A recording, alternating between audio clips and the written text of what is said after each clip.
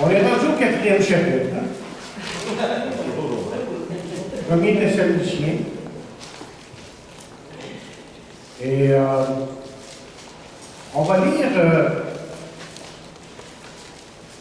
4 versets 9.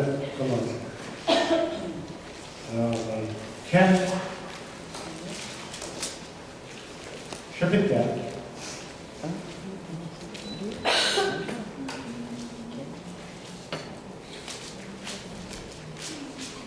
Verset 9. Il dit ceci: pour ce qui est de l'amour fraternel, vous n'avez pas besoin qu'on vous en écrive, car vous avez vous-même appris de Dieu à vous aimer les uns les autres. Et c'est ainsi, et c'est aussi plutôt ce que vous faites envers tous les frères de la Macédoine entière.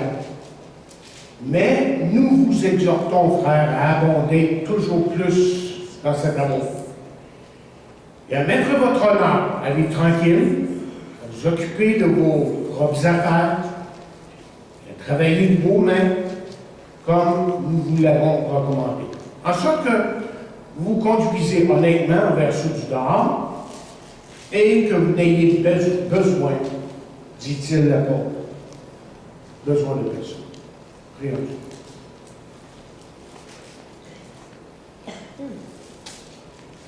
On te demande vraiment, Père, de bénir ta parole ce matin et de parler à nos cœurs, de même transformer nos cœurs à nouveau, pour que nous soyons comme Jésus, pour que nous marchions comme Jésus, pour que nous parlions comme Jésus. Parce que nous voulons, comme plusieurs des chants l'ont dit ce matin, te glorifier, t'honorer. Et certainement pas seulement par nos lèvres, avec des paroles, mais par nos vies aussi, par les actions, même par nos pensées, nos attitudes. Donc, je te demande ce matin de bien disposer nos cœurs, encore une fois, afin que ta parole puisse vraiment parler à nos cœurs, à nos pensées. Que, comme tu nous dis dans ta parole, en Romains 12, nos pensées soient renouvelées. Et c'est cela que nous voulons, parce que nous savons que c'est ça qui te plaît. Nous prions ça dans le nom de Jésus. Amen. Amen. OK, on revient ce matin à cette série de messages que je vais terminer, intitulée « La vie idéale ». OK, dans le premier message, nous avons vu comment que l'apôtre Paul insiste sur la sanctification de tous les croyants. Et en fait, il dit au verset 3, vous vous rappelez, ce que Dieu veut. Ce que Dieu veut, c'est votre sanctification. La parole vivante dit, elle, Dieu veut que vous lui apparteniez entièrement. Il attend de vous une vie sainte, consacrée à son service. La même pensée, juste amplifiée un petit peu, ça nous fait comprendre que dans un sens que Dieu tient à nous, il veut évidemment notre bien. Et dans notre texte ici, bien au commencement du chapitre 4, là, il nous parle d'impudicité. Et rappelez-vous que l'impudicité, c'est toute forme d'immoralité sexuelle. Et vous allez vous rappeler, parce que je vous en ai parlé pas mal, hein, que l'immoralité était une chose très commune dans les villes de Thessalonique et de Corinthe. Un jour, je voudrais que je vous donne une description de ce qui passait vraiment à Corinthe. C'était horrible. Et ce n'est pas pour rien qu'il y avait tant de difficultés dans l'église de Corinthe. Hein, quand vous passez à travers les 11 premiers chapitres, ça n'a pas d'allure. C'est parce que c'est comme ça qu'on vivait et les gens n'avaient pas tout à fait tout corrigé encore dans leur marche avec Dieu. Mais Corinthe était une ville extrêmement immorale. Bien ici, Paul encourage, comme vous savez, les chrétiens de Thessalonique de vivre pour Dieu, puisqu'ils étaient maintenant des enfants de Dieu. Il faut faire cette distinction-là.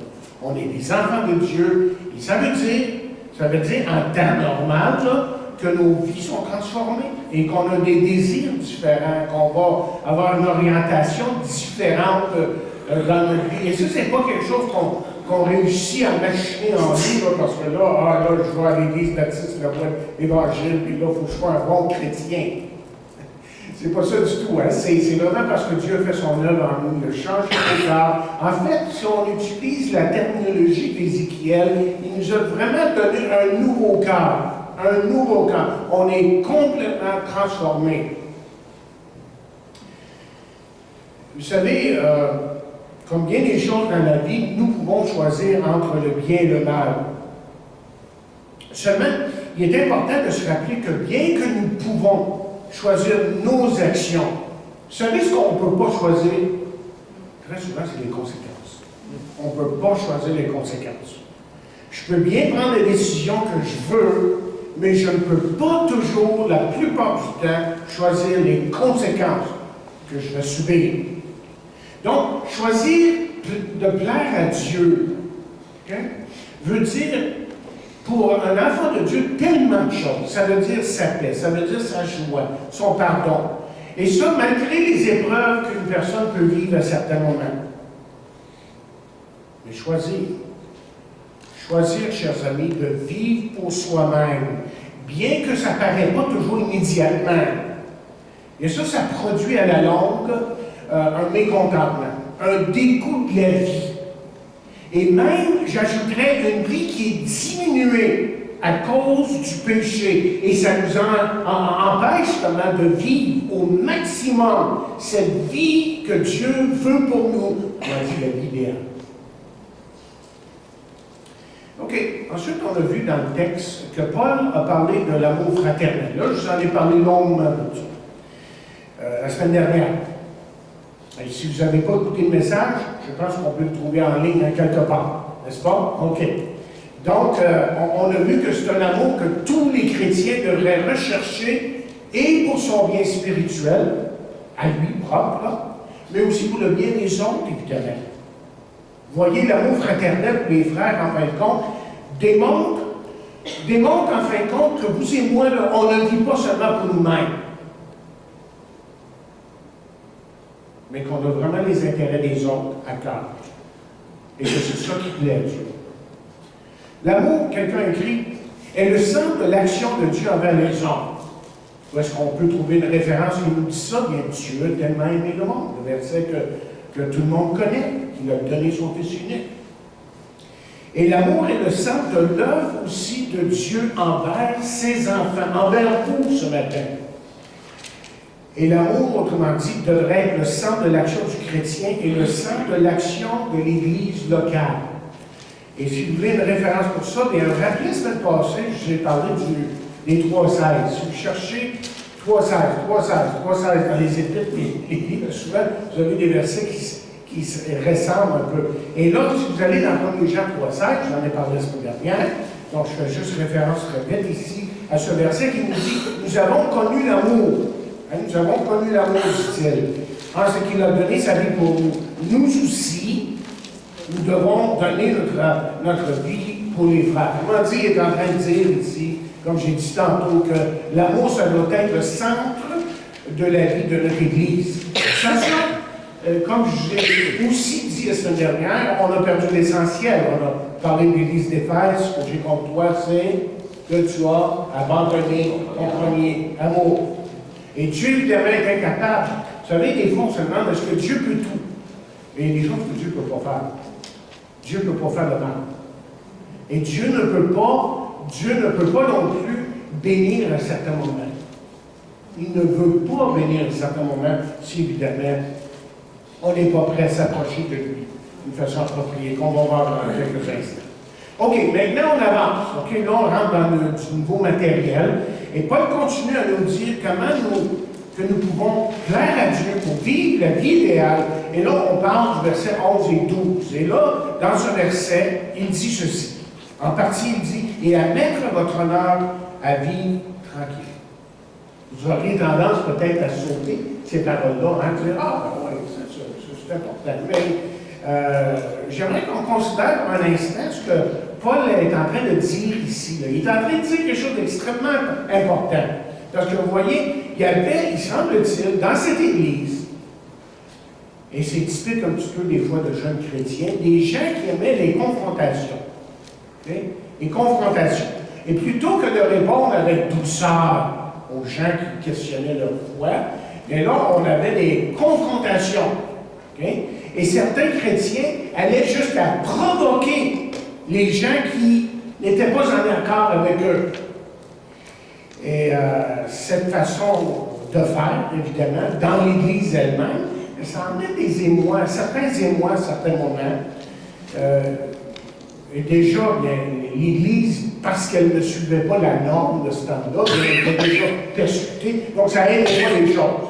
Quand les gens essayaient de provoquer une sorte de confrontation.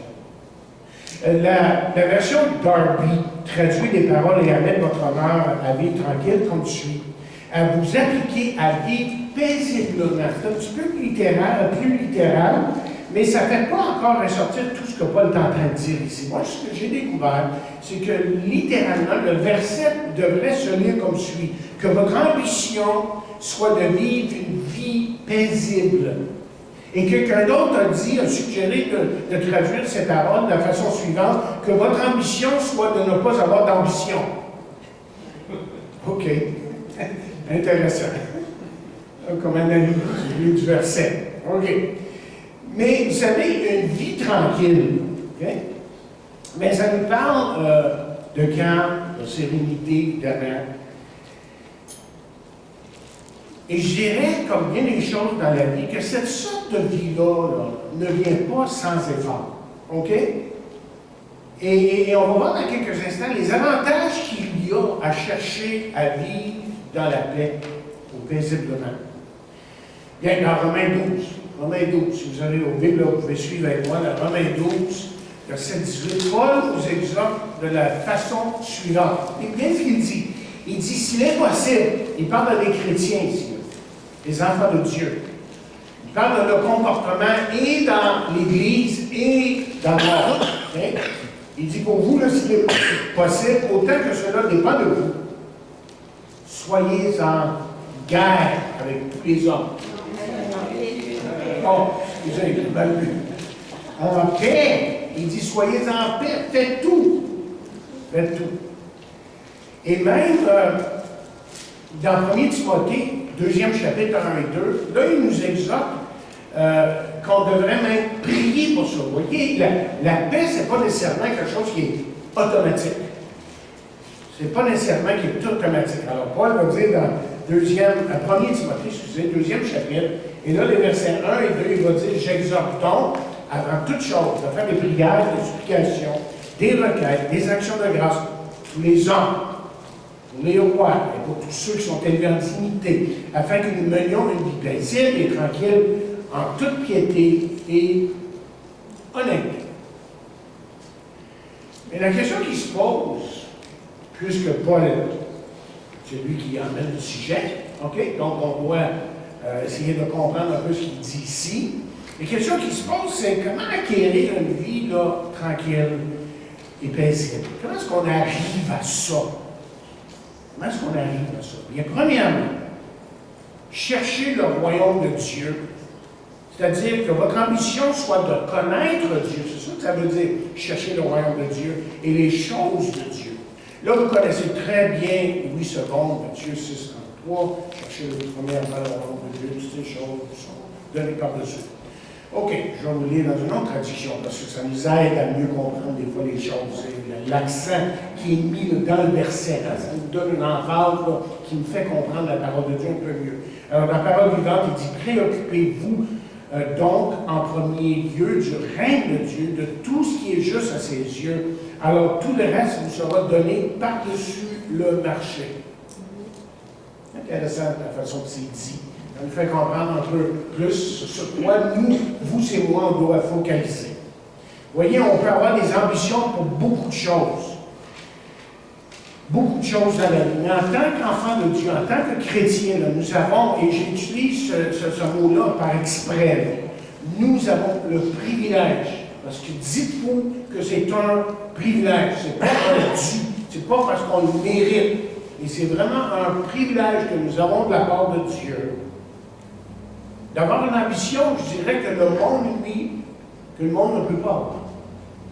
Et le monde ne peut pas avoir, à moins de venir à Christ, évidemment, il ne peut pas avoir cette ambition-là de connaître Dieu.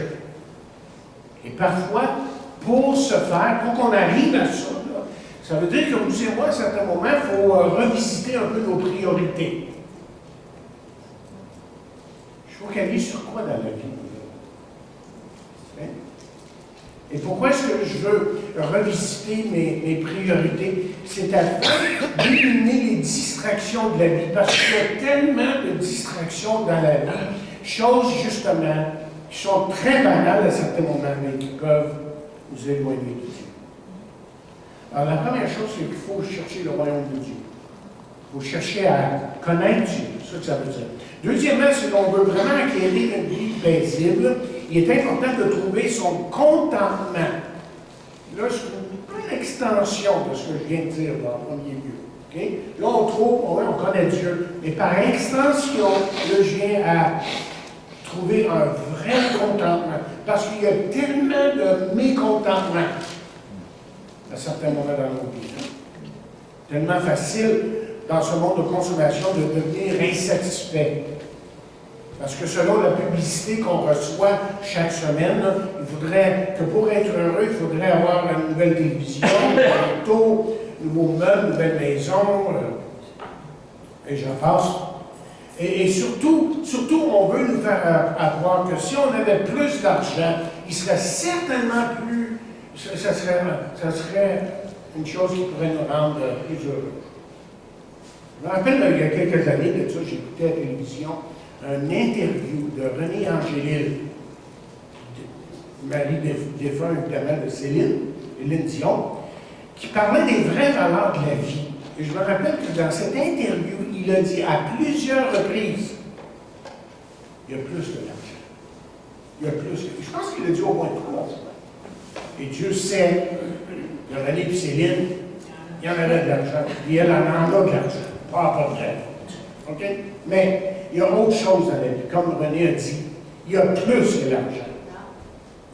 Il n'y a pas là de souci. Hein? Dans Philippiens, 4e chapitre, et le chapitre 4, là, je relisais ce matin en revisant les notes, le chapitre 4 de Philippiens, comment que ce chapitre-là est précieux.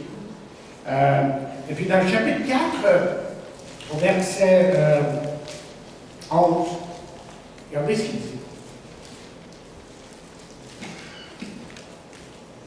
Il dit, ce n'est pas en vue de mes besoins que je dis cela, car j'ai appris à être content dans l'état où je me trouve. Okay? Et là, il explique ce qu'il veut dire par ça. Là, il va continuer à dire, je sais vivre dans l'humiliation. C'est-à-dire, je sais vivre avec rien. C'est à peu près ça. Je sais vivre dans l'abondance. En tout et partout, j'ai appris à être rassasié et à avoir faim. Il y a eu faim à des moments, certains moments. Ça veut dire, littéralement, il y a eu faim. Il n'y avait pas de quoi manger. Il dit, qu'est-ce qu'il dit ici? Et à être dans l'abondance, à être dans la disette. Mais il dit, je peux tout par celui qui me fortifie.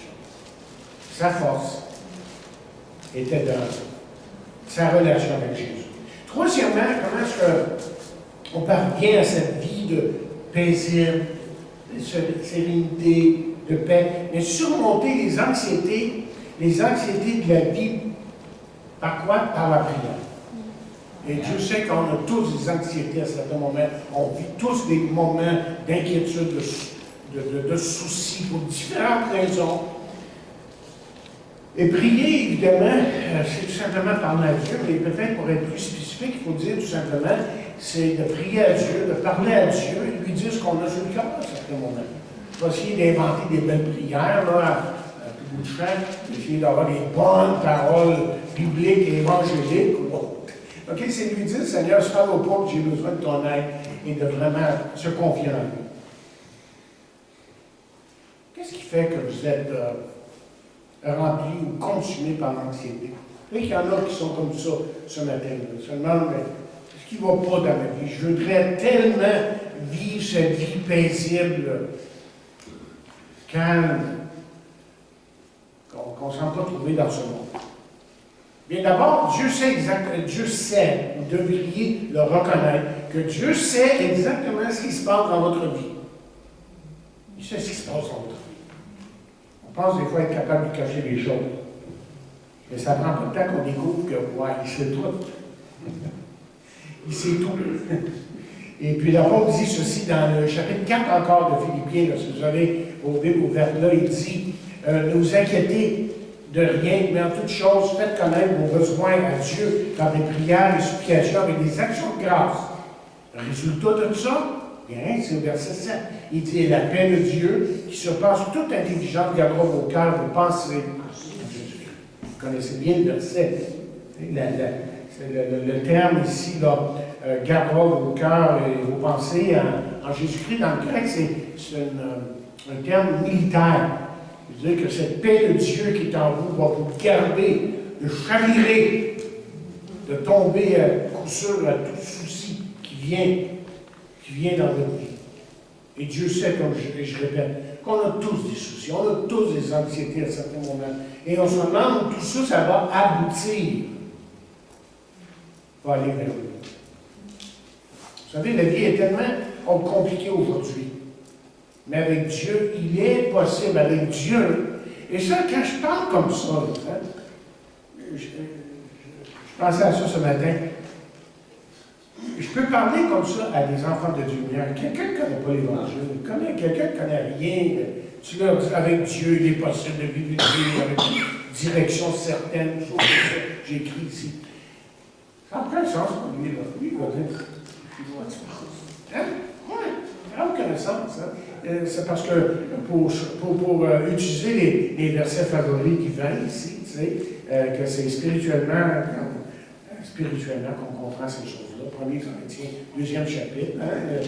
L'Esprit de Dieu nous éclaire, l'Esprit de Dieu nous ouvre la voie de Dieu. L'Esprit de Dieu fait ce travail que seul Dieu peut faire, en fin de compte, en nous. Rempli de bonheur. Hein? On veut une vie remplie de bonheur, de vitalité. Et j'ai écrit ici, tout ça est possible en suivant la prescription que la parole de Dieu nous donne. Là, je me suis demandé, pourquoi j'ai dit ça comme ça? Et quand je l'ai écrit, là, je me dit, pourquoi est-ce que j'ai dit ça? Là, il a fallu que je revisite le chapitre 4 de Philippiens, juste pour voir pourquoi je disais ça. Là, j'ai découvert. Regardez avec moi, chapitre 4 de Philippiens, et vous allez voir comment que la parole de Dieu nous donne des belles prescriptions. Vous savez, vous allez à la pharmacie et vous allez pour quoi? Une prescription. Migraine, autre chose, OK. On va tous pour toutes sortes de raisons. Et là, on cherche quelque chose qui va remédier, qui va justement guérir notre malaise, je ne sais pas si on peut dire ça, oui, au moins atténuer le malaise qu'on a, quelque chose comme ça. Donc, on prend cette prescription-là. Et la parole de Dieu est remplie de prescriptions. Je peux dire ça comme ça. Et je regardais justement Philippiens 4.4. On commence juste par là. Et là, c'est pas dans mes notes, ça, aujourd'hui, là, mais je vais juste vous donner ça vite, là, quelques points que j'ai vus tout de suite en relisant ça ce matin. Il dit, réjouissez-vous toujours dans le Seigneur, verset 4, on connaît le verset, je le répète, réjouissez-vous. Alors qu'est-ce qu'il est en train de nous dire? Mais écoute, que ça aille mal, ça aille pas bien, que ça aille mal, que ça va bien, réjouis-toi. Okay? C'est quelque chose que tu dois faire en tant que Dieu, sachant que le Dieu que tu sers, c'est un Dieu qui connaît tout, c'est un Dieu qui est souverain, et c'est un Dieu qui est agissant, c'est un Dieu qui t'aime, c'est un Dieu qui est avec toi. Donc, réjouis-toi. OK?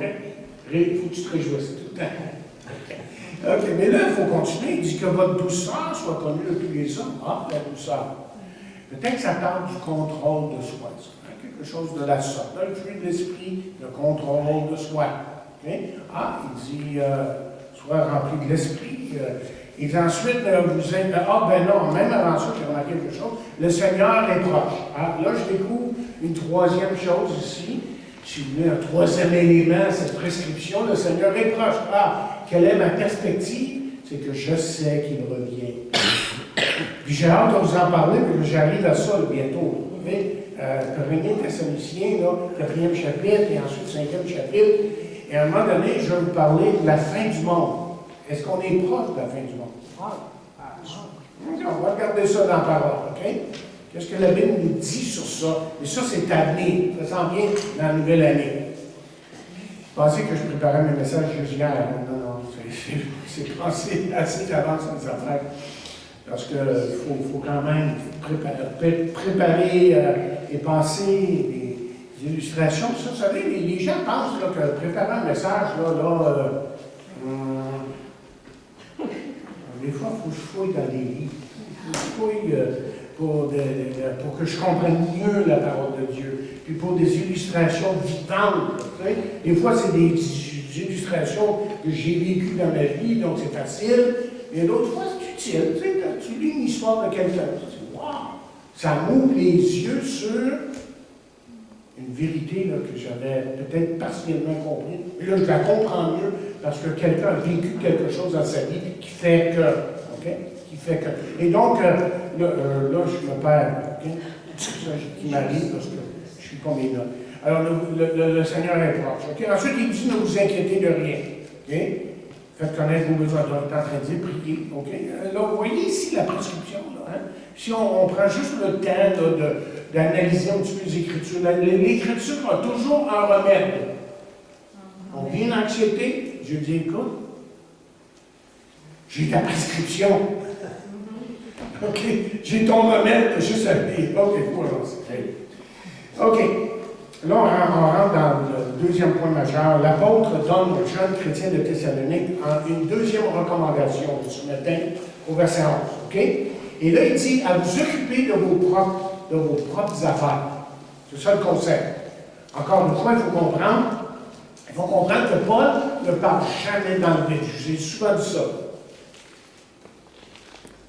Quand Paul dit quelque chose, là, il y a quelque chose derrière ça. OK?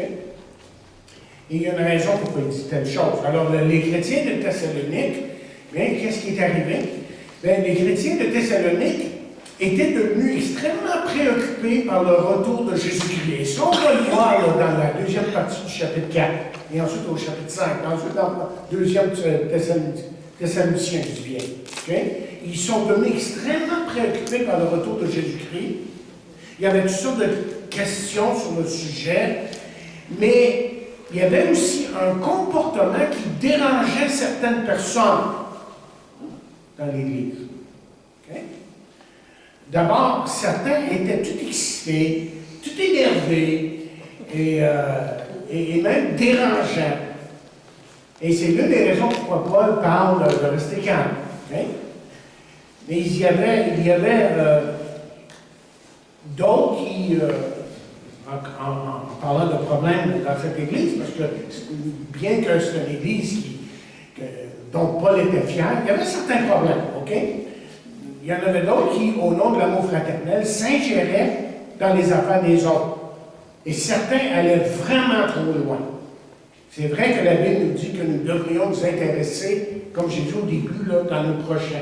On n'a pas juste à penser à nous-mêmes, mais aux autres. Alors, si on va dans Philippiens 2, qu'est-ce que Paul dit? Il dit que chacun de vous, au lieu de considérer ses propres intérêts, considère aussi ceux des autres. Si on va dans Galates 6.2, il dit, portez les fardeaux les uns les autres et vous accomplirez ainsi la loi de Christ. Mais il va encore plus loin que ça lorsqu'il dit dans Jacques 5, versets 19 et 20, il va dire ceci. Il dit, mes frères, si quelqu'un parmi vous s'est égaré loin de la vérité et qu'un autre l'y ramène, qu'il sache que celui qui ramènera un pécheur de la voie où il s'est égaré sauvera une âme de la mort et couvrira une multitude de péchés. Alors, quand il dit dans notre texte de s'occuper de nos propres affaires, il n'est pas en train de dire qu'il ne faut pas se préoccuper de notre prochain. Il n'est pas en train de dire ça. Là. Sans ça, il serait en train de se contredire. Mais Paul ici parle de... Moi, je pense qu'il parle de ceux qui étaient devenus littéralement une nuisance pour les autres. OK? Des gens qui voulaient tout savoir sur les autres et ensuite le dire aux autres. Oh, ça, c'est-tu un refrain qui se répète dans l'Église. Okay? Est-ce qu'on appelle ça comment? On appelle ça du commérage. On appelle ça du commérage. Et le commérage n'a pas sa place dans l'Église. Malheureusement, parmi certains Thessaloniques, l'amour l'amour fraternel. On parlait d'amour fraternel. On voulait vraiment démontrer cet amour fraternel-là. Mais c'était devenu, à un certain moment, semble-t-il, des sessions de commérage. Des gens, comme j'ai dit tantôt, qui s'ingéraient dans les affaires des autres. Mais savez-vous que l'apôtre Pierre, écoutez bien ce que je vais vous dire là, l'apôtre Pierre considérait que le problème était devenu tellement sérieux, tellement grave, comment dire, dans certains milieux, que Pierre, lui, dans 1 Pierre 4, verset 15, prenez le temps de regarder le verset, ok? Que lui n'a pas hésité de le mettre au même niveau que le meurtre et le vol. Oh! Vous allez dire, non, comme un rat, pas comme un meurtre, pas comme un vol. Dans 1 Pierre, 4e chapitre, verset 15, il dit que nul de vous, en effet, ne souffre comme meurtrier, ou voleur, ou malfaiteur, ou comme s'ingérant dans les affaires des autres. Vous voyez comment c'est grave aux yeux de Dieu? Le commérage. C'est ça.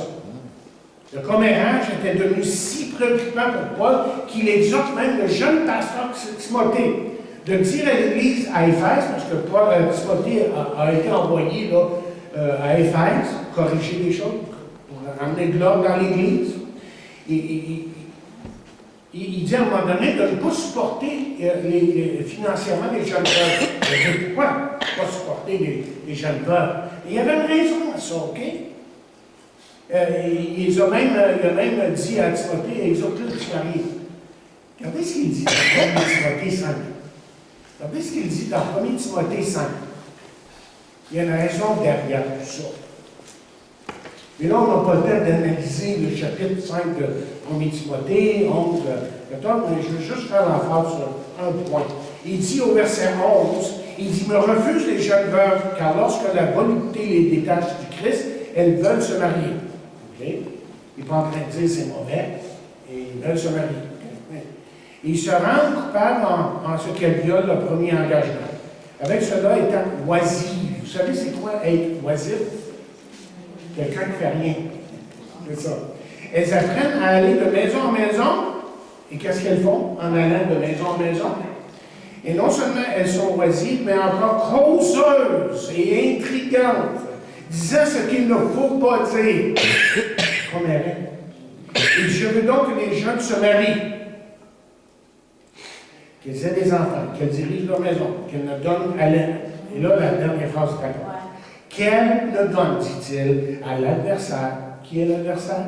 L'ennemi de nos âmes, il dit, aucune occasion de.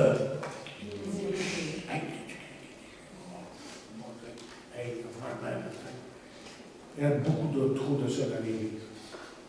Plutôt que de prier les uns pour les autres. Alors, quand je vous ai. Et rappelez-vous que la semaine dernière, quand je vous ai parlé de l'amour fraternel, je vous ai dit ceci, c'est très important de se rappeler, que lorsqu'on détermine dans nos cœurs de vraiment s'aimer les uns les autres, là, qu'il y a un risque à ça. Il y a un risque à ça. Rappelez-vous, j'ai dit ça. Le risque, c'est quand les gens commencent à partager les choses sur eux-mêmes et sur d'autres qui ne sont pas nécessaires. Pas nécessaire de parler de ça. Vous savez, on veut prier ensemble. Hein? On aime ça, prier ensemble. Mais ce que j'ai vu à travers les années, c'est que quand tu allais dans une réunion de prière, c'est là que tu allais là pour des informations. Tu avais juste à laisser prier Madame telle et telle, là. Madame telle et telle, elle disait ce qui se passait dans la vie de telle et telle. Oh Seigneur, prie pour telle et telle. Toi, tu n'as pas au courant de rien. Là. Tout d'un coup, tu apprends tout ça d'affaires sur Madame telle et telle. Tu sais, j'avais pas besoin de ça. Puis, je pense pas que la prière, c'est ça. Parce que je pense qu'il y a des choses sur vous-même que vous devriez garder pour vous-même, ou pour quelqu'un qui vous est très proche, quelqu'un à qui vous avez confiance, quelqu'un qui peut vraiment prier pour vous, quelqu'un qui va vous aimer même malgré vos défauts, vos manquements, quelqu'un qui vous aime vraiment. Sans ça, ça devient du commérage. Même en prière, imaginez, il peut y avoir du commérage dans la réunion de prière. Oui. OK, il y a une troisième exhortation. Troisième exhortation, je retourne à mon texte. OK? Là, il y a une troisième exhortation, verset 11 toujours, il dit à travailler de vos mains, comme nous l'avons recommandé. Mais pourquoi tu as besoin de parler de ça? Encore là, il ne dit pas quelque chose pour rien. OK? Mais le problème, c'est ceci. Le problème, c'est que certains étaient tellement sûrs que le Seigneur allait revenir bientôt, c'est-à-dire dans l'heure vivant, là, OK? Ils avaient abandonné leur emploi. C'est ça qui arrivait ici. Je ne sais pas si vous êtes au courant, mais je le dis à la caméra ici, certains qui vont écouter vont peut-être le savoir. Les Adventistes du 7e jour, je ne sais pas si vous savez comment ça a commencé, ça, les Adventistes du 7e jour. Et ça a commencé, et je ne me rappelle plus des dates exactes, là, mais un dénommé Miller, un pasteur qui a focalisé sur le retour du Seigneur dans les années 1821, 25, 26, autour de là. Ça fait longtemps quand même. Et là, lui, il prêchait sur le retour du Seigneur. À un moment donné, il détermine une date. Alors, telle date, Jésus revient. Tout le monde lâche leur job, s'en vont sa montagne, habillés en blanc, puis attendent le retour du Seigneur. L'heure vient, Jésus n'est pas revenu. Ils sont déçus, mais pas. Mais là, ça s'est répété plus tard dans quelques. Pas c'est une question d'années, peut-être même d'un mois, en tout cas. Ah, je me suis trompé de date. Pas nouveau, ça arrive même aujourd'hui. C'est arrivé même dernièrement. J'ai dénommé quelqu'un. Mais en tout cas, ils refont la même expérience, et puis évidemment, Jésus n'est pas encore là. Et là, ils s'inventent tout un système. Il y a tout un système qui. Et puis, malheureusement, ce qui arrivait ici, c'est que certains étaient sûrs que Jésus allait revenir dans leur vivant. Et le résultat, c'est qu'une fois qu'elle a supposé d'être passée du retour de Jésus, parce qu'elle avait déterminé que telle était la date, il était sans emploi. Il a perdu leur job. OK? Et ces gens ici, dans l'Église, là, Thessalonique, étaient devenus comme un fardeau pour les autres chrétiens. Leur zèle avait été mal placé, pour ainsi dire, et plutôt que de contribuer à faire avancer le royaume de Dieu, ce qui arrivait, il y a un empêchement, il y a une nuisance, littéralement, à l'œuvre de Dieu dans l'Église, parce qu'il fallait s'occuper d'eux autres. Et on refusait de travailler parce qu'on attendait le retour de Jésus. Vous voyez comment on peut là, prendre une glorieuse vérité dans la parole de Dieu et la tourner en ridicule, en dérision. Et c'est ça que certains font. Quand j'entends des fois certaines choses, il y en a un là, qui lui est sûr, très connu, TV. Il est sûr que c'est le 25 décembre. OK? Mais ça emmène de ça. Hein? Juste à commencer à faire, donner des dates, là, puis envoyez-moi, puis vous envoyez mes cassettes, mes vidéos, puis tout ça. On s'emmène de ça. Hey, 25, c'est bâclé, il revient le 25. C'est ça. On entend toutes sortes de choses autour de nous. Et donc, c'était, cette glorieuse vérité-là était tournée, on l'a tournée en ridicule. Il n'y avait rien, évidemment, qui dit ici, travaillez vos propres mains, de vos mains. Il n'y avait rien à aider quelqu'un qui était vraiment dans le besoin, mais de cajoler ceux qui, par de plus stupidité, perdaient leur job, c'était peut-être une autre affaire. Alors, Paul dit de discipliner ceux qui refusaient de travailler. Et Paul nous montre, dans sa deuxième lettre, on va voir plus tard, plusieurs semaines ici, que le problème, ce n'est pas résolu tout de suite. Non, parce que si vous allez dans 2e Thessaloniciens, chapitre 3, vous voyez que le même problème revient. C'est pour ça qu'il va dire, en 2e Thessaloniciens, 3e chapitre, verset 10, il va dire, car lorsque nous étions chez vous, nous vous disions expressément, si quelqu'un ne veut pas travailler, qu'il ne mange pas non plus, là, vous qu'il aille encore plus loin. Il dit, nous apprenons souvent qu'il y en a quelques-uns, qu'il y en a parmi vous quelques-uns qui vivent dans le désordre, qui ne travaillent pas, mais qui s'occupent de futilité. Nous invitons ces gens, dit-il, et nous les exhortons par le Seigneur Jésus-Christ à manger leur propre repas. paix et à travailler ou en travaillant paisiblement. Il y a quelque chose qui se passe, là. Je ne dis pas ça parce que ça me tente d'écrire, tu sais.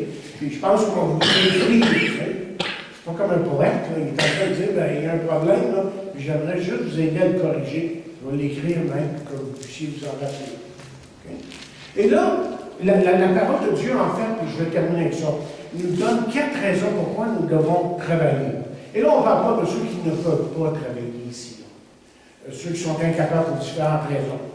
Mais il y a quand même 4 bonnes raisons pourquoi nous devons travailler. Premièrement, afin d'être un bon témoignage envers ceux du dehors. La Bible n'encourage nullement la paresse. Et je pense que c'est aussi mal vu dans notre société aujourd'hui. C'est mal vu. Quelqu'un qui ne travaille pas et qui peut travailler. Je parle de ceux qui peuvent travailler. Je ne sais pas si vous avez entendu la dernière de M. Trump.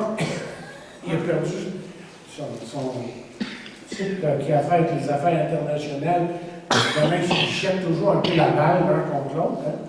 Il a critiqué M. Trump, et M. Trump il a dit c'est un mot d'expération. Il a répondu ça. En tout cas, c'est ça que j'ai lu dans le journal. Mais c'est mal vu, c'est ça que je veux dire. OK? C'est pas que c'est vrai nécessairement. Là. Ce qui se passe entre ces gens-là, des fois, c'est horrible, c'est terrible, ça ne vient pas de Dieu. On voit bien que ce n'est pas des cœurs régénérés, ce n'est pas des gens qui s'aiment, ils sont là pour leur propre profit personnel. Alors, il faut être un bon témoignage envers ceux du dehors, c'est la première raison. Deuxième, afin que nous ne manquions de rien, certains chrétiens, semble-t-il, dans cette église, imaginez, elle n'est pas juste dans nos églises, hein, profitaient de la charité de certains dans l'église. Et troisièmement, pourquoi est-ce qu'on doit travailler? Afin de pourvoir à nos familles, pourvoir à leurs besoins, et selon ce que Paul dit dans 1er Timothée, 5e chapitre. Regardez ce qu'il dit. Paul est. Moi, des fois, je me trouve doux à comparer avec lui. Lui, il est raide, il n'est pas à peu près. Et il dit, chapitre 5, verset 2 de 1er Timothée, il dit, si quelqu'un n'a pas soin des siens, et principalement de ceux de sa famille, il a renié la foi et il est pire qu'un infidèle. Tu dis ça, puis tu vois. Il va arrêter, là. OK? Mais ça nous montre hein, que la foi, ce n'est pas juste des paroles, c'est Jésus, alléluia, alléluia. C'est tes actions aussi qui démontrent que tu es régénéré, la façon que tu parles aux autres, la façon que tu agis envers les autres. Mais quatrièmement, pour donner à ceux qui, évidemment, sont dans besoin, bien à venir à leur aide. Et Paul donne ce témoignage, le témoignage suivant dans Actes 20, 34 à 35. Il dit, vous savez vous-même, Actes 20, 34, 35. Il dit, vous savez vous-même que ces mains ont pourvu à mes besoins et à ceux des personnes qui étaient avec moi. Il aidait les autres. Il faisait des temps pour eux-mêmes. Il dit, je vous ai montré de toute manière que c'est en travaillant ainsi qu'il faut soutenir les faibles et se rappeler les paroles du Seigneur qui a dit lui-même, il n'y a plus de bonheur à donner qu'à recevoir. Il n'y a plus de bonheur à donner qu'à recevoir. Amen. OK. En terminant, je veux que vous voyez l'équilibre qu'il y a dans la parole de Dieu. Moi, j'aime ça de la parole de Dieu. C'est sûr qu'il y a des vérités qui brûlent pour point. C'est une vérité qu'on ne peut pas changer, on ne peut pas compromettre, on ne peut pas passer à côté. Mais il y a des choses qui sont dites dans la parole de Dieu qui nous montrent un bel équilibre de la part de Dieu. Moi, je pense que personnellement, il n'y a pas de place pour le fanatisme. Et bien que les gens peuvent penser qu'on est des fanatiques parce qu'on croit en Jésus, qu'on croit dans la Bible, moi, je ne pense pas que la Bible, que la parole de Dieu encourage un enfant de Dieu d'agir d'une façon inconvenante et stupide. Okay? En tant que chrétiens, nous avons une responsabilité envers Dieu, nos familles, notre Église et le monde autour de nous, afin que notre témoignage soit quelque chose qui est vrai. est réel. Les gens ressentent ce qu'on vit, c'est quelque chose qui tient, pas juste tout ça d'affaires qui fait que les gens nous regardent ce qu'il fait là. Non, c'est un homme qui est posé, qui est calme, qui est sage, qui est plein de l'intelligence de Dieu et qui est rempli du Saint-Esprit, qui agit pour Dieu et qui veut à tout prix que sa vie glorifie Dieu. Amen. En fin de compte, ce que Dieu est en train de nous dire ici, je résume avec ces paroles, et ce qu'il dit, c'est que vivre une vie tranquille, s'occuper de ses propres affaires et travailler nos propres mains. Il y a trois choses qu'on a regardées ce matin. C'est aussi spirituel, voyez, que d'aller à l'église, que d'aller à l'assemblée, que de lire, de prier, que de lire la parole de Dieu, évidemment, et de prier, toutes ces choses-là. Parce que c'est cette sorte de vie-là qui plaît à Dieu. Et c'est effectivement la vie idéale que Dieu nous a donnée à vivre et que nous pouvons vivre. Parce que Paul a dit dans Philippiens, je puis tout par celui qui m'a fortifié. C'est pas moi, c'est lui qui est là. Que Dieu bénisse cette parole ce matin à nos cœurs et qui nous aide à vraiment la suite.